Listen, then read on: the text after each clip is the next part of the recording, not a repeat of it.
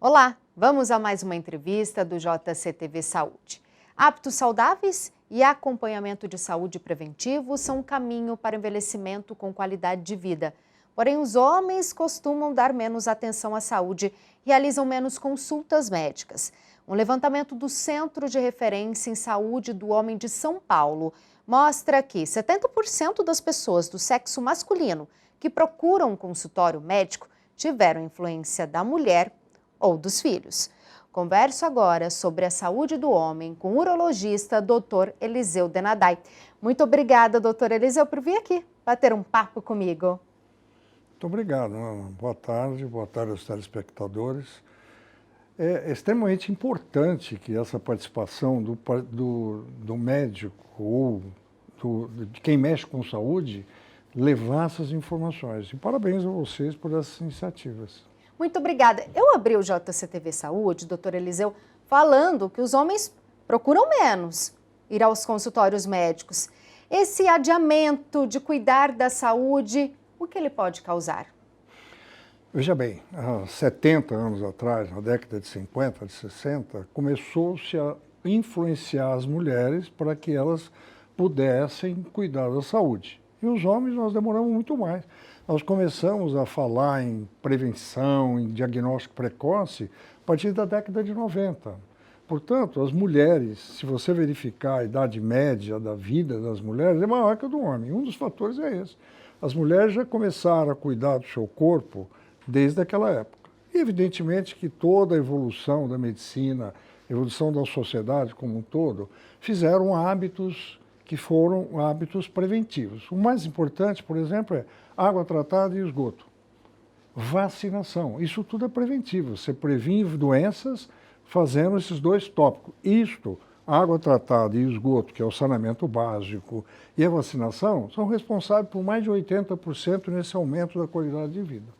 Então, essa sua pergunta, ela tem essa razão. As mulheres começaram a ser orientadas bem antes, na década de 50, 60, sobre o câncer de mama, câncer de colo de útero principalmente.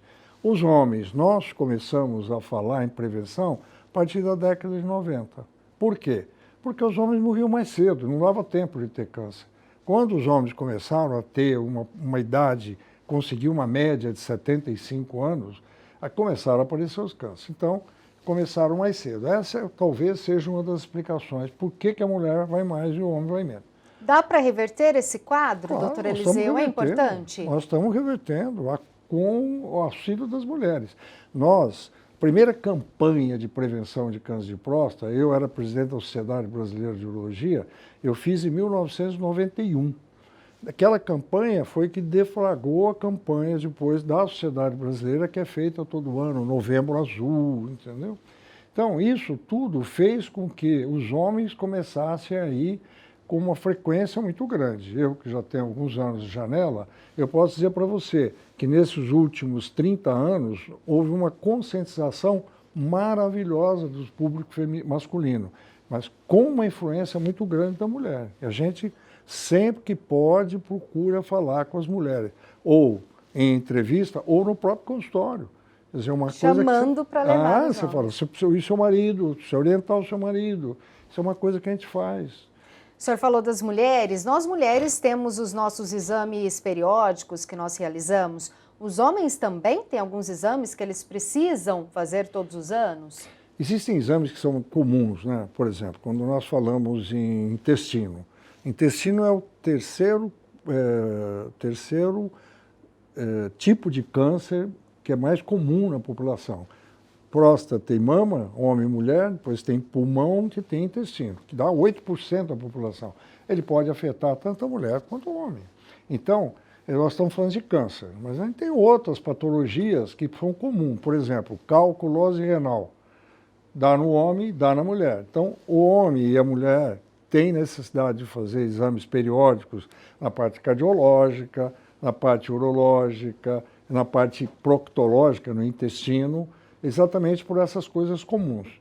E o diferencial é o aparelho genital. Então, a mulher tem que ir ao seu ginecologista e o homem ao seu urologista. Então, isto faz com que você dê uma abrangência na chamada prevenção, que na verdade o que nós fazemos como eu disse antes, prevenção é água tratada, vacinação, esgoto. O que nós fazemos é diagnóstico precoce. Nós fazemos a prevenção de um tumor agressivo. E esse diagnóstico precoce pode ajudar no tratamento. É o que dá a cura. Quando você descobre um tumor, seja no colo do útero, seja na mama, seja na próstata, no comecinho, você tem 90%, 95% de chance de curar essa pessoa. Agora, se você deixa esse tumor sair e ir para outros órgãos, as chamadas metástases, isso aí, então, você diminui a chance de você curar esse paciente. Mesmo com químio, com rádio, com imuno, o bom é pegar no comecinho. Vamos falar dos hábitos saudáveis? Qual a importância de se alimentar bem, fazer exercício, tomar muita água, que o senhor reforçou várias vezes sobre a água aqui, para ter uma qualidade de vida melhor e ter uma longevidade? Uma coisa importante é você saber que o nosso corpo, 70% do nosso corpo é água. Se você pegar um ser humano e puser no forno, quando você for pesar, dá 30% do peso inicial. Por quê? Porque o nosso corpo é fundamentalmente água. Portanto, água é muito mais importante que comida. Claro que comida é importante. Então, quando você fala em hábitos saudáveis, já se reverte a qualidade de vida. Então, a primeira coisa que se fala, tem que comer isso, tem que fazer exercício. Tem, mas veja bem, eu acho que qualidade de vida é ser feliz. Então não adianta você chegar para o indivíduo e falar, você está gordo, você tem que perder peso, tem que ficar um atleta. Não, mas eu estou feliz assim. Então, eu como médico tenho que orientá-lo, você não deve fumar, porque a nicotina vai te desenvolver câncer de pulmão, vai desenvolver câncer de bexiga, porque pouca gente sabe, mas o que acontece é isso, a nicotina desce pela urina, vai dar câncer lá na bexiga. Todo mundo acha que é só o pulmão, né, doutor? Porque é o que sempre se divulgou, né?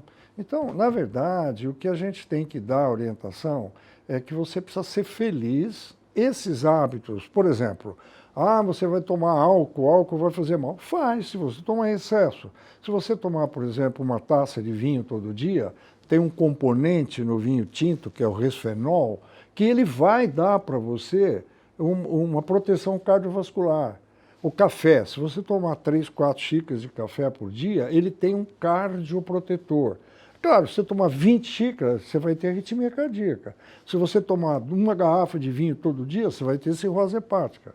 Então, eu acho que precisa ter muito cuidado com essa colocação de que o camarada tem que ser magrinho, que ele tem que correr todo dia, que ele tem que comer só coisas... Olha, carne vermelha, mas carne vermelha não faz mal, carne vermelha é maravilhoso. Foi isso que fez com que o homem evoluísse. Então, tudo em excesso é uma coisa que tem que ser combatida. Acho que talvez por isso que a legislação brasileira diz que tem que ser monogâmico, né? Não pode ter mais que uma mulher, então seja um excesso.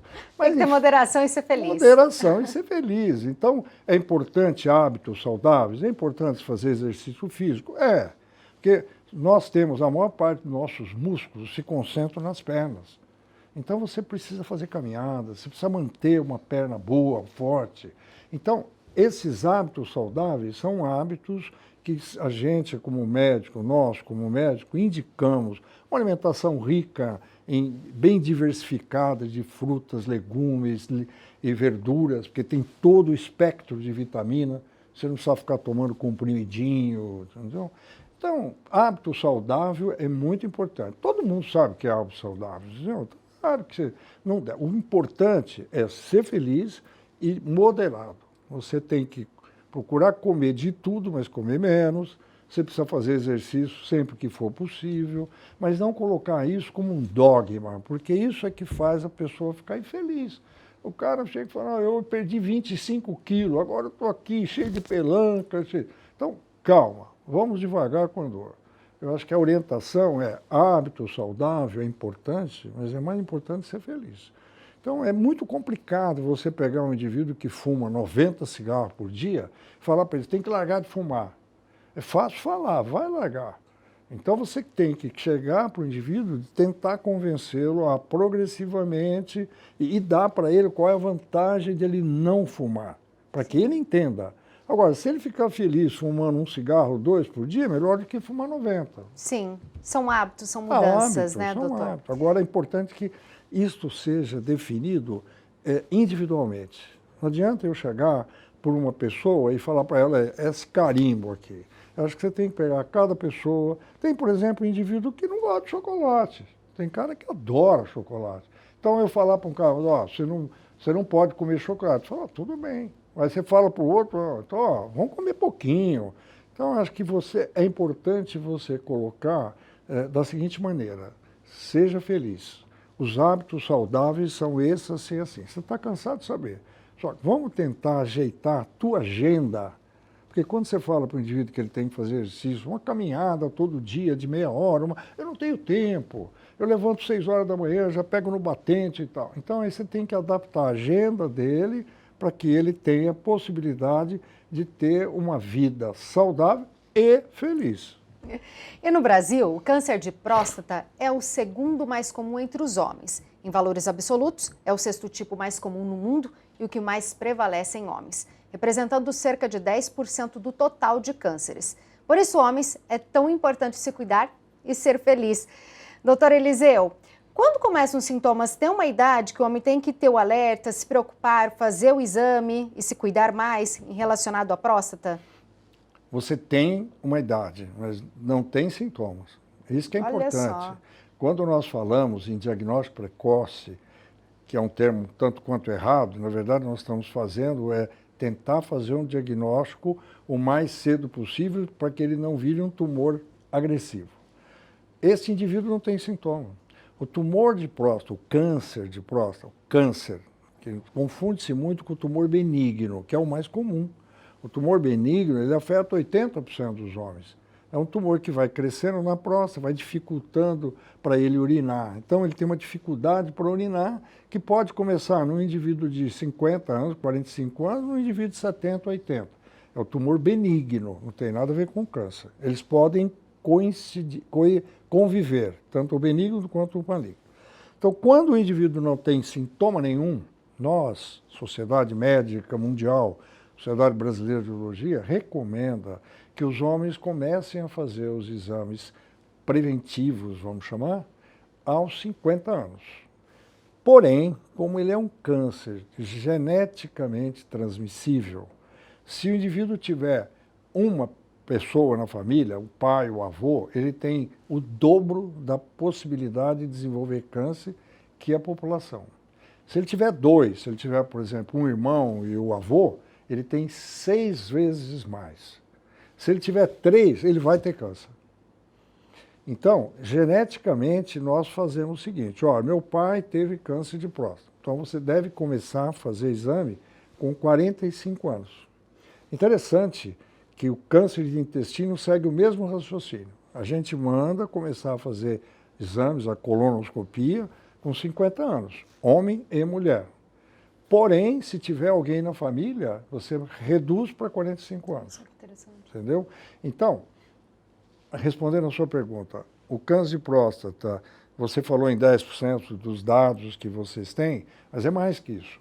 É mais que isso. À medida que nós vamos refinando os nossos exames, o PSA, por exemplo, que é um exame de sangue que a gente faz de rotina, junto com o exame físico, que é o toque e tal, ele diminui muito a chance de você deixar escapar. Então, quando você faz um toque, você deixa escapar 25% do câncer. Quando você faz só o PSA, 35%. Por isso que é muito importante, você que vai ao cardiologista, você que vai ao seu ginecologista, o proctologista, você vai fazer um PSA com o clínico, com o cardiologista, fala, tá ótimo. Não, não, não. Procura o urologista e faça o toque. Às vezes você tem um câncer que não deu nada no PSA e você pode estar com câncer. Já cansei de tratar, de operar doentes com PSA normal. Entendeu? Se cuidar é a melhor prevenção, claro, o melhor remédio, né? Faz parte, sabe que uma das coisas, aquela primeira pergunta, quando você falou do homem não ir ao consultório, hoje nem tanto, mas há 10, 15, 20 anos atrás existia muito aquele negócio de eu não vou lá fazer esse exame, eu não quero fazer. Hoje já tem menos, o pessoal já está indo, mas já entendeu que é um exame como qualquer outro. Não precisa ter preconceito, né? Então, precisa se cuidar. Exatamente. Então, é importante que se faça o exame completo, porque nós não temos um marcador que seja perfeito. O PSA é muito bom, nos ajuda muito, mas não é perfeito. Por isso que você faz a associação do exame clínico, o toque retal, mais o PSA. E, se tivermos dúvida, usamos exames de imagem. Podemos usar ultrassom, usamos a ressonância e, se necessário, uma biópsia. Então, essa sequência é o médico que vai dar. Só que o doente, o cliente, porque ele não está doente, né? O cliente precisa entender exatamente isso, que é extremamente importante que ele faça o seu exame periódico, que é, no caso do câncer de próstata, uma vez ao ano. Adorei, doutor Eliseu. Obrigada por tudo que o senhor esclareceu aqui, principalmente pela mensagem de que precisamos ser felizes. Muito obrigada, viu? Eu que agradeço muito. E as mulheres, hein? Lembre, leve os seus maridos.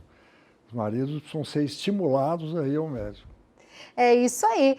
Gente, homens, se cuidem, prevenção é a melhor escolha. Aproveita para compartilhar essa entrevista, porque a gente adora sempre informar vocês. A gente se vê no próximo. Até mais. Tchau, tchau!